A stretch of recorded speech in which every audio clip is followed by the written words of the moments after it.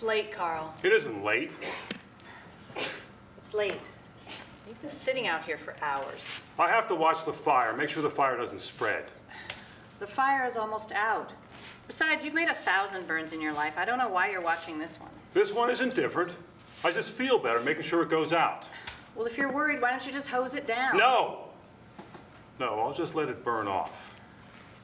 You've done this your whole life. I don't see why you're watching this one. Your father taught you, and his father taught him. And his father taught him. I get it. What's on your mind? I don't know. You always know. And I know you always know. You always tell me you know. You're no comfort tonight, I'll tell you that. What happened in town today? I'm kind of still processing. You should process out loud. I'll listen. I saw Earl today. You remember Earl Manelli? Of course I remember Earl Manelli. He worked for your dad forever. Yeah, well, I ran into him at the store today. Why were you at the store? We just went shopping yesterday.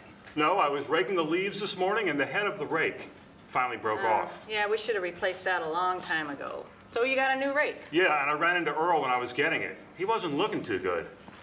He is really old. No, it wasn't that. It was something more, like there was some fire in his eyes. It wasn't there anymore. Well, that's probably the cataracts. Earl doesn't have cataracts. Maybe he does. No, it was something else, like some spirit of life that he didn't have anymore. Something was missing. Was Shirley there with him? No, Shirley died. Wait, what? Shirley died a few months ago. How did you know about this? You knew Shirley died. When did you tell me? I don't know. Look, you didn't know her very well. I didn't think you would have cared. I've known her since we got married. She was at our wedding. Why would I not care? Calm down.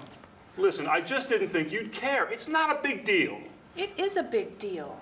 Carl, someone died. Someone died in my life, not yours. That is a mean thing to say. You didn't think I'd care that Shirley died. Well, you didn't care when Buster died. Buster? Your old dog? He wasn't an old dog. He was my dog. He was 18 years old. He was ancient, and he died right after we got back from our vacation. You went out with Carol the night he died. How do you even remember any of this? Why would I have forgotten when my dog died? Buster died 3 years ago. Have you been holding on to this for 3 years? Well, maybe I have. So you didn't tell me Shirley died months ago because I went out with Carol 3 years ago. I didn't tell you Shirley died because I didn't think about it. Well, that's no surprise.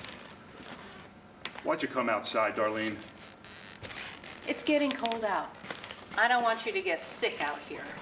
I'll come inside when the fire's done. The fire will put itself out. You know that. The fire will put itself out. Please, come inside, Carl.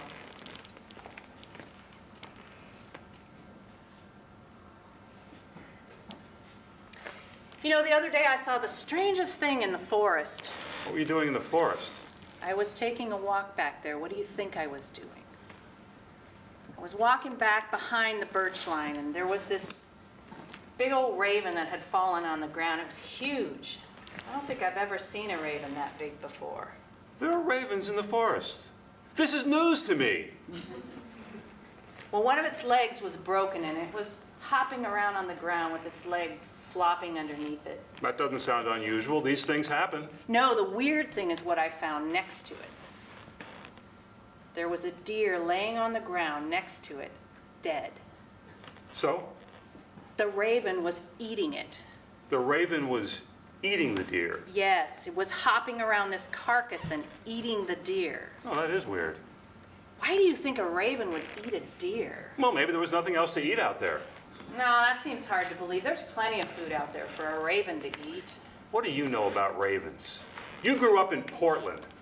The first time you ever saw a raven was out here. Maybe I watched a fascinating documentary on ravens when I was a little girl. That wouldn't surprise me. I watched that raven eat the deer all afternoon. It never stopped. You stayed out in the forest watching the raven all afternoon. Yes, all afternoon. Well, you certainly had time on your hands. I suppose I did, that day.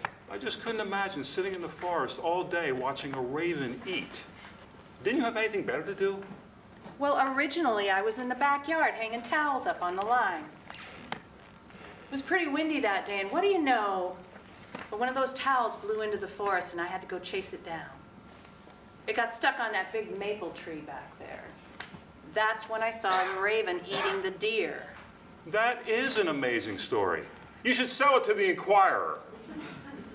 It got pretty up there in the tree. I had to get this huge stick to pick it off, but I finally got it down. What a relief.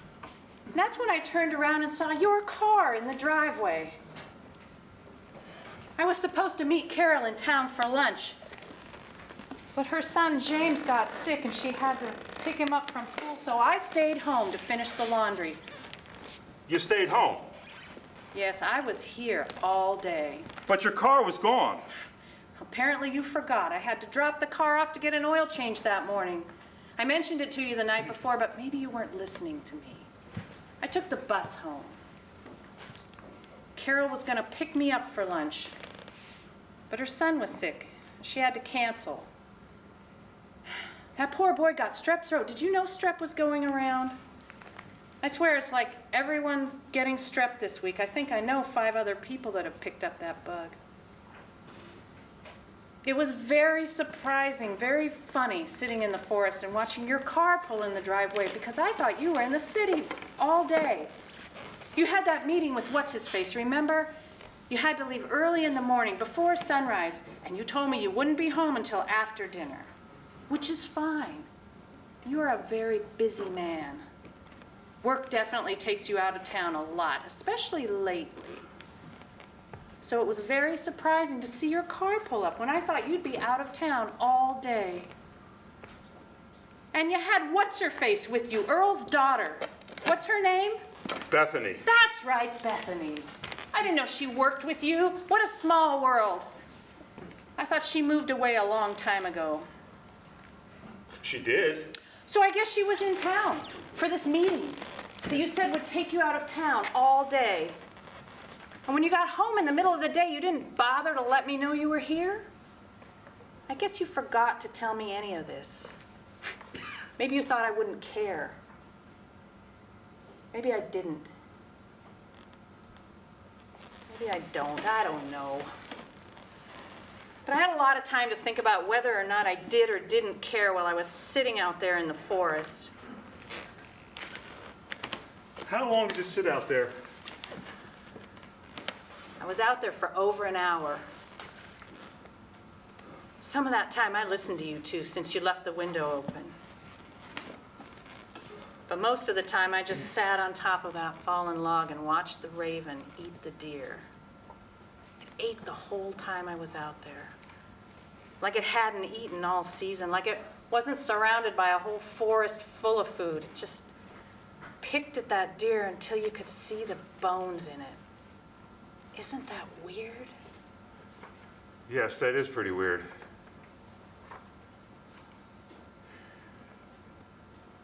Well, Carl, looks like your leaf pile's finally put itself out. I guess it's good we stayed out here and watched it burn off together. Goodness knows what would have happened to our home if you'd let that fire spread. I'll be going to town in the morning. There's some papers I need to pick up. I'll be home late. I hope you'll be here so I can show you these papers. Do you think you'll be home then? I do.